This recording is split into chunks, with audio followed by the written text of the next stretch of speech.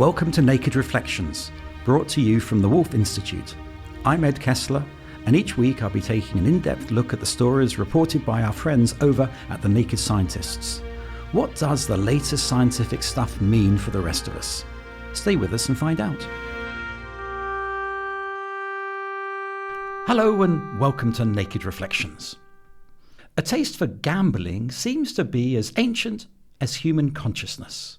I almost expect some biblical scholar to discover a long-lost chapter of Genesis in which Adam and Eve have a bet on which creature will tempt them to eat the apple. And for those with an appetite for ancient Greece, you might want to turn to Hermes for help, the Greek god associated with gambling. £2.5 billion was wagered on the last Soccer World Cup in the UK alone, and there are reckoned to be 400,000 problem gamblers in this country, and that could be an underestimate. Certainly, our high streets are littered with, some might say, slightly threatening gaming outlets where once there were shops. So, should we regard gambling as a potentially serious addiction or just a bit of fun? Perhaps it's both. Speaking on the Naked Scientist show, Are You Addicted?, Amy Milton referred listeners to the guidance of the Diagnostic Statistical Manual of Mental Disorders. The new version, which came out in May, now classifies gambling along with drugs of abuse in a single category of addiction.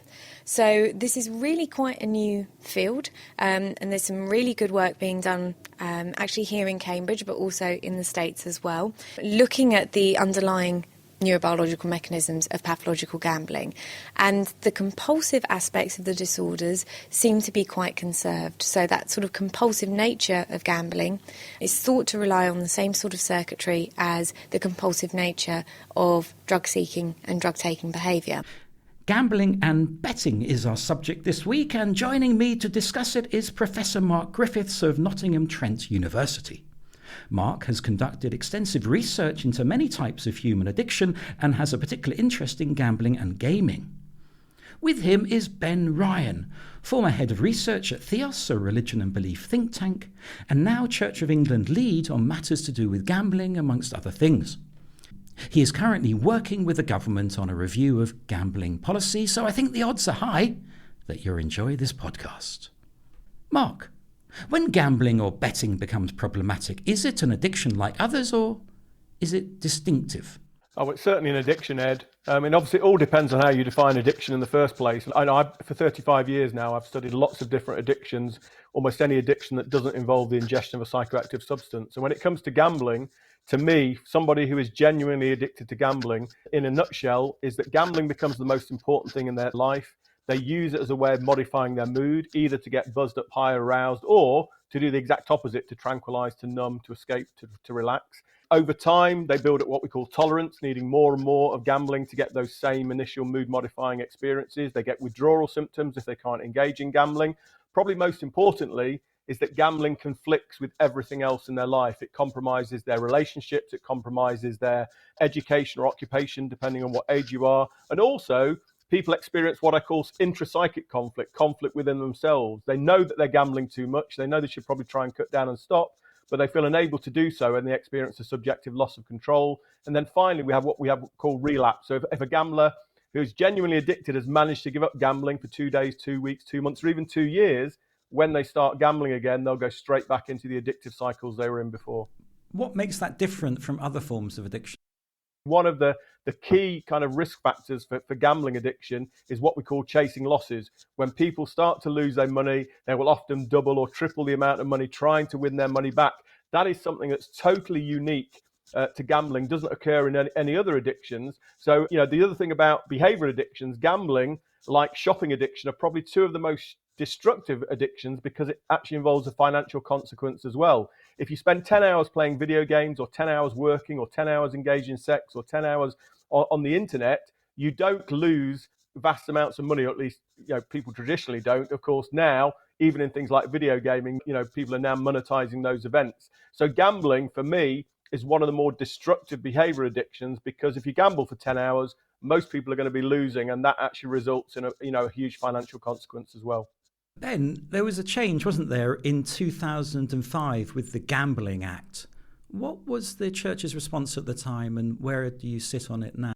I think in many ways we were quite prescient. The church has pushed back quite hard against what was seen, I think, accurately as a very liberalising agenda on gambling, making the UK gambling market one of the more permissive, regulated gambling markets in the world. Our concerns about new gambling machines with unlimited stakes, that's something which has shown to be pretty prescient in terms of a concern.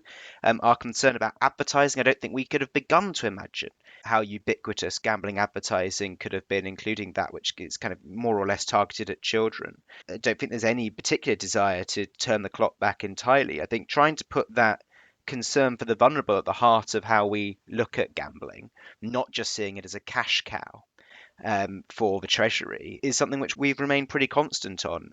We are often portrayed as prohibitionists, and I don't think that's fair. I don't think that's true.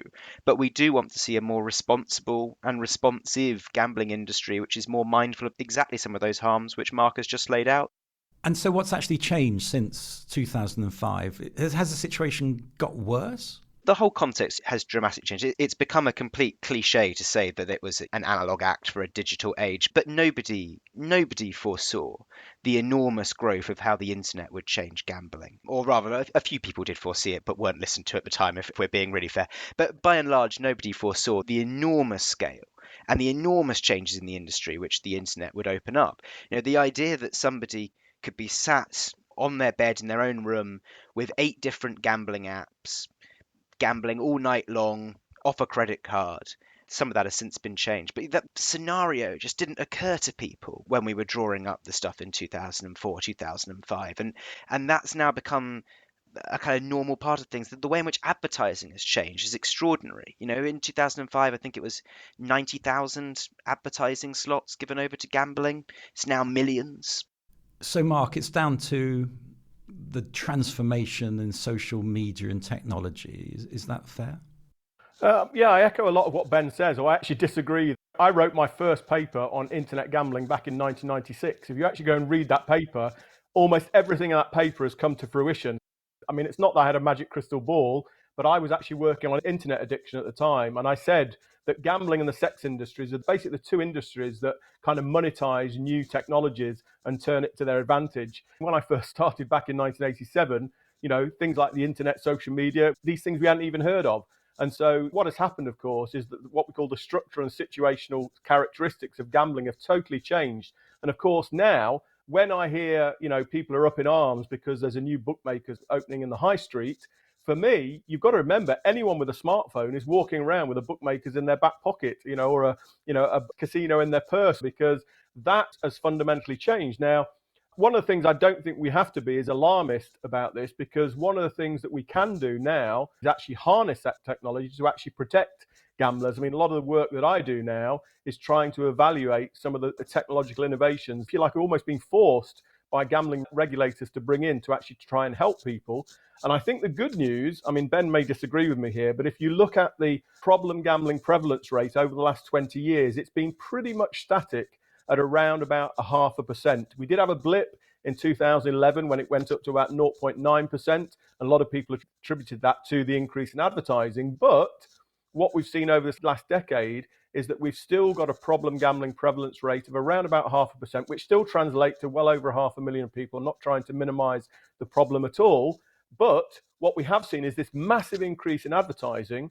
But what we haven't seen is a massive increase in problem gambling. What we have seen is, if you like, displacement and shifts in the way that people are gambling now. So, for instance, we've now got the rise of sports betting and in-play betting. I mean, this was something that just really wasn't around, 10 years ago. And over the last 3 or 4 years, this has become a very prevalent type of gambling. And it's one of those that's, more associated with problem gambling.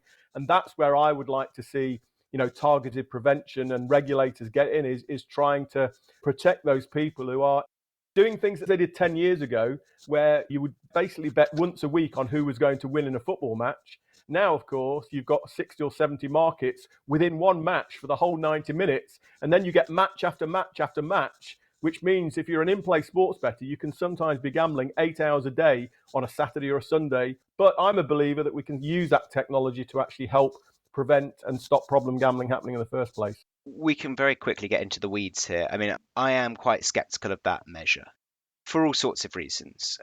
Some of the things which it measures, some of what it doesn't measure. I'm also skeptical about whether that really captures the full extent of gambling-related harms. So that might tell you that this individual has a particular addiction, but it won't tell you about the associated harms of their children don't have any money and can't go to school, can't go on a school trip, or it won't tell you about the fact their mortgage payment wasn't covered. There are all sorts of societal factors not captured in that problem gambling rate. Betting shops are a classic example.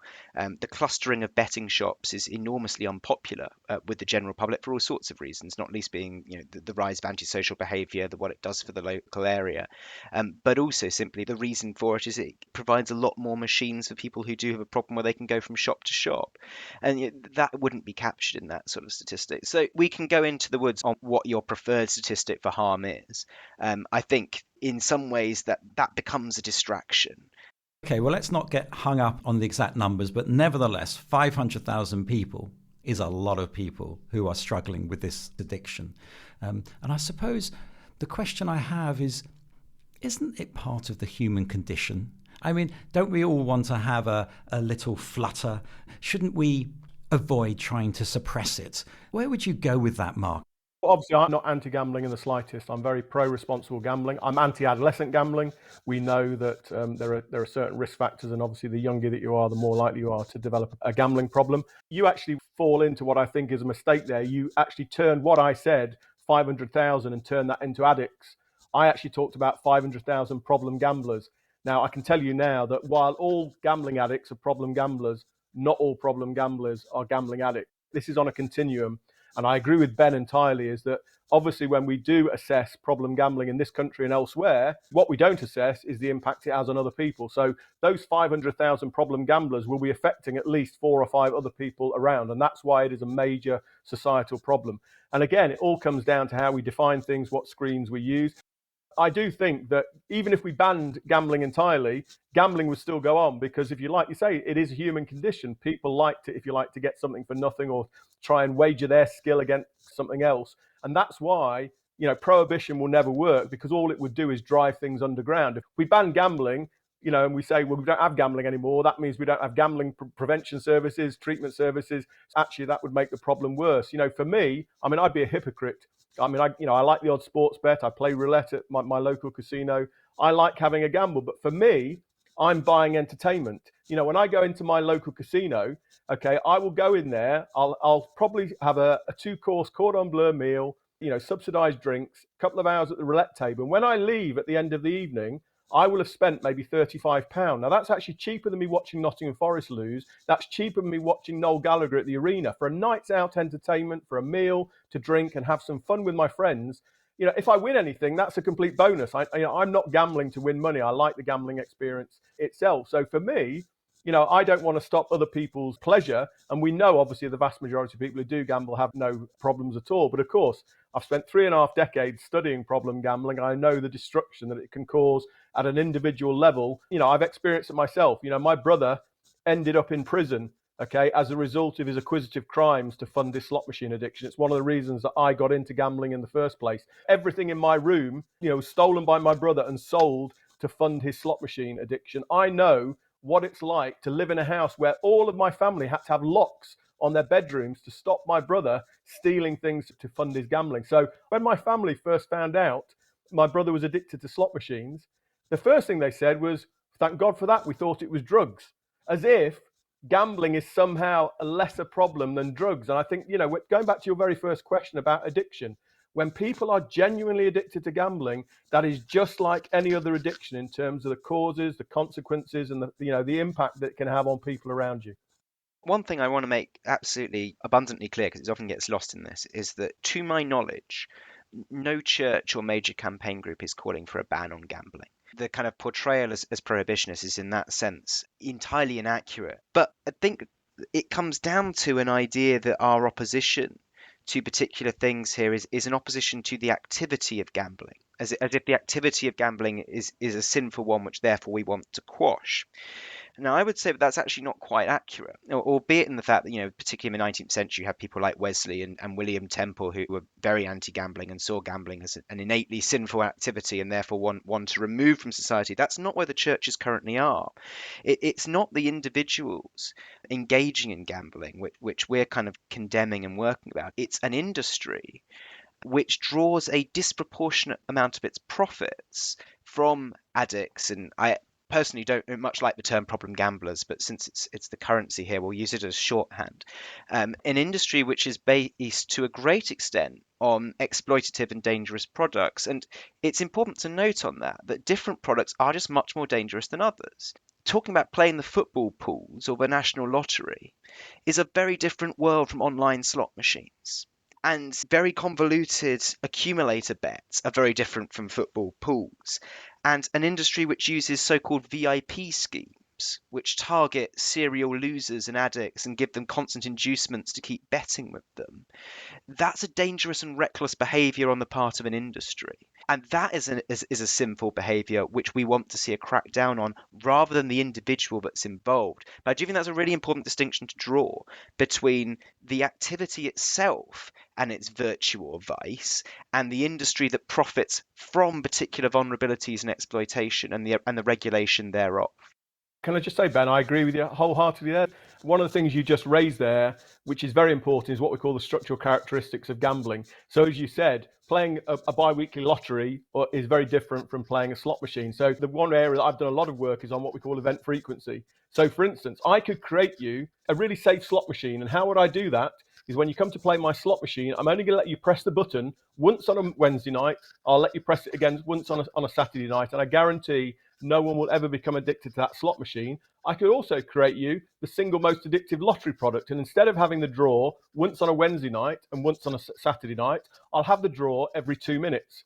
Okay, now you might say I'm being facetious there, but of course that game exists. We've got Keno is in other jurisdictions around the world. And my guess is Keno at some point will come in as a form of gambling in this country where you have automated lottery draws every few minutes. So when people say to me, oh, lotteries are non-addictive, slot machines are addictive, I go, no, it's to do with the structural characteristics of that particular activity, because you can manipulate the structural characteristics to turn what is a very innocuous form of gambling like lotteries into something that's actually very problematic. And that's what we've witnessed elsewhere in the world, is that fast, high action, high event frequency lotteries actually do have a high association with problem gambling. And that's why slot machines, fixed odds betting terminals are often called the crack cocaine of gambling, because they have lots and lots of these structural characteristics that induce people to play again and again and again. So totally agree with that, Ben. I also agree that, there are certain sections of the industry who definitely prey on vulnerable people and use what I think are irresponsible practices to gain their income. This is Ed Kessler, and my guests this week are Mark Griffiths and Ben Ryan. Our subject is gambling, and the title of this podcast, appropriate enough, is Odds On Either Way. Whatever view you might take about gambling, do you believe that the big companies, many of which are registered offshore, are sufficiently serious about tackling its potential harms? Here's a clip from The Naked Scientist show The A to Z of Addiction. Dr. Ryan Ali expresses his concerns. There are a lot of court cases now about gambling company failing to practice their duty of care. There are fines imposed on them because they failed to detect addictive gambler. It's for the benefit of both the society and the gambling company to detect those problematic cases. And the majority of gamblers are not really problem gamblers. So the profit of the company wouldn't be hugely affected by detecting problem gamblers in the early stages and keep the gambling to an acceptable level. Ben, do you engage with the Gambling Commission about safe gambling? And if so, how do you go about it? We do. It's somewhat customary for people in my position to take quite an aggressive stance on the Gambling Commission and its perceived weaknesses, and I often think that is unfair. I think they have an exceptionally difficult job and work very hard to try and engage with the voluntary sector and with other groups, but it isn't very easy. One of the bugbears that I think I would continue to have with the Gambling Commission is there is still this kind of a default position of always a demand that we need more research. We need more evidence before we can definitively move on something. I find that problematic. I find that kind of default we won't move unless attitude very much slows the pace of reform. irritates and frustrates those groups that work with survivors and victims groups, and often is I think frankly a bit abused by the industry itself, which takes advantage of this perceived lack of absolute definitive proof to mean in that measures are slowed and dragged down, and that I think is a frustration that I have had. But I don't want to be overly critical because I do think that it has been improving, and the engagement of the commission has been good and has grown a few teeth. I think it was good to see the commission really come out strongly and condemn a recent report commissioned by the Betting and Gaming Council with PwC on the rise of a threat of a black market, which is a frankly pretty spurious piece of research. And it was good to see the commission calling that out and slapping it down for what it was. Mark, what do you think about the gaming industry's attempt to reduce addictive behaviour? Is it real or is it just ticking a box? Certainly real in terms of the companies that I've worked with. I've been working with the industry. I do stress the word with. Some people like to change that to the word for. So, for instance, for the last 4 years, I've been working with the government monopoly operator Norsk Tipping in Norway, looking at things like, does limit setting work? Do mandatory breaks work? Does personalised messaging work? So in a nutshell, things like, for instance, limit setting, voluntary limit setting. So these are things where gamblers can set the amount of time and money they want to spend on particular products or as a whole, or in fact, what we call global loss limits. So in Norway and Sweden, you can't lose more than around about 2,000 euros a month now on their sites, which for some people, that's still a huge amount of money, but for others people, that'd be something that's affordable. In a nutshell, what we found is that limit setting works, that pop-up messages telling you to stop gambling don't work.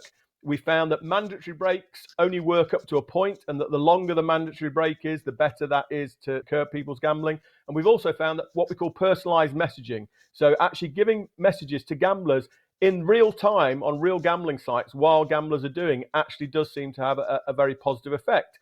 I mean, one of the things that's really changed over the last 10 years is that gambling companies have basically opened up their data, allowing academics to independently and analyze to what extent a lot of these responsible gambling tools actually work. And of course, the massive difference is we've got these huge sample sizes of confirmed gamblers with real gamblers on real sites in real time, something that we just never had historically. I'd agree with that to a point. The industry on other things has fought absolutely tooth and nail against even the kind of most moderate reform things. So if you think about the £2 limit on fixed odds betting terminals, which the industry told us would bankrupt the industry, but thousands of jobs would be lost. It would be kind of catastrophic for everyone if this happened, and that it wouldn't make any difference anyway. That was years of fighting for that very moderate thing, which was well backed by evidence. Having a statutory levy, a kind of polluter pays model, which says, well, if you're going to do this, then you should properly fund research and treatment on a statutory footing rather than the kind of voluntary levy at the moment, which some firms take fairly seriously, some don't take remotely seriously, and it's a very variable picture. This statutory levy has been fought against again tooth and nail for years, and it's great to hear from Mark that lots of companies want to work with him on designing safer products, but it's hard to say that sitting in a kind of from a policy seat and watching the work, for example, which the Bishop of St Albans has been doing in Parliament with Peers for Gambling Reform, it's hard to say that there is a lot of sign that the industry is very committed to really embracing any of the criticisms that have come their way. And when they do come, they tend to come as recently, with concessions at the last minute when there's a government review due anyway. Then suddenly you begin to get some kind of low-hanging fruit will drop off. But it is a hard fight, this one, for those who are on the side of reforms and regulation. I mean, can I just say something, Ben? Obviously, most of the companies that I've worked with are nothing to do with Britain. I've worked with Norsk Tipping in Norway, Svenska Spel in Sweden, Veikkaus and Ray in Finland, lots of different Canadian operators. So I think a lot of what you've actually said is the UK situation. I'm actually talking about what I think are very innovative practices that are happening elsewhere in the world that the British operators are going to have to jump on and actually adhere to. And we don't want to tar every company with the same in brush either, because I think some within the UK are genuinely much better than others and have different approaches. But it is nonetheless noticeable that the sorts of research which is openly commissioned by the industry from consultants rather than from academics, and is used in these policy documents, is used extensively, aggressively, and often to limit even the most moderate forms of reform. I wonder if we could extend it beyond the global north, if you like, because certainly in Asia and in the Far East, gambling is very much part of the culture. It's part of the religion as well. What could be done to stop the potential harmful influence on me if I wanted just to log online with a casino in Hong Kong? Well, it's important to note that gambling is illegal in China. Gambling is not illegal in China, and I know because I've just done some consultancy with the China Sports Lottery. Anything that's called lottery is not considered gambling in China. And what's interesting now, there are bookmakers everywhere, but they're badged as the China Lottery. And so that's how they get round the gambling legislation. If any of you have ever gone to Macau and you watch at the North Gate there, you just see and I do mean thousands and thousands of Chinese coming over in the buses to gamble from mainland China into Macau. Chinese gambling is absolutely endemic. It is part and parcel. So technically, the gambling is illegal in China, but I can tell you now, gambling is very big in China because everything is badged under lottery. I'm glad we sorted that out. I don't feel as bad as I did a moment ago. But more importantly, what can be done, not so much to help those people getting off the bus in Macau, but helping me just log on and just get caught up in this morass? Well, in principle, I suppose it was nothing, but why would you? In the sense that when UK regulations are pretty permissive, there's not actually a huge incentive for you to go and seek out those Chinese sites. And one of the curiosities, in fact, when we talk about, say, advertising in sport, the number of Premier League football teams are actually even more in the lower league, sponsored by Chinese betting companies, which no one in the UK can bet on because they don't have a license to operate in this country, and which may or may not be illegal to bet on even in China. It means that there is this kind of curious grey market gambling phenomenon, which British industries and British advertising and British sports clubs are sort of a part of the ecosystem of. I'll just come back on that, not to disagree. Obviously, the Premier League, we've got to realise it's a global phenomenon.